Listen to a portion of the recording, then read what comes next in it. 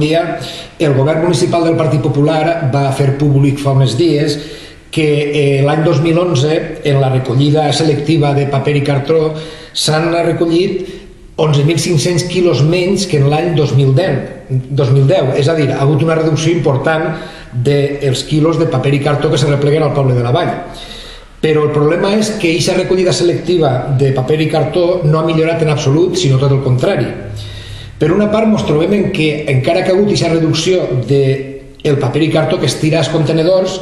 aquests contenedors de paper i cartró estan moltes vegades plens, estan completament saturats i en cartons per terra perquè no se fa la recollida en la periodicitat que se deuria.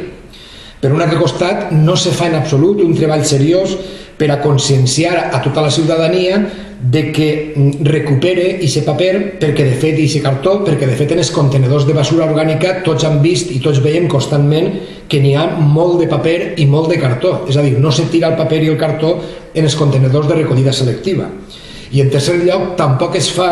com se deuria fer, un treball permanent per a millorar el servei de recollida de cartó porta a porta en els comerços del nostre poble per a recuperar la major quantitat possible de cartó. En definitiva, el que fa falta en realitat al poble de la Vall és una cosa que no fa el govern del Partit Popular, que és millorar substancialment tot el que significa aquest servei de recollida selectiva de paper i de cartó en el poble de la Vall per a recuperar i reciclar la major part possible d'aquest paper i aquest cartó que no hauria tirar-se en ningú cas en els contenidors de basura orgànica com està passant moltes vegades.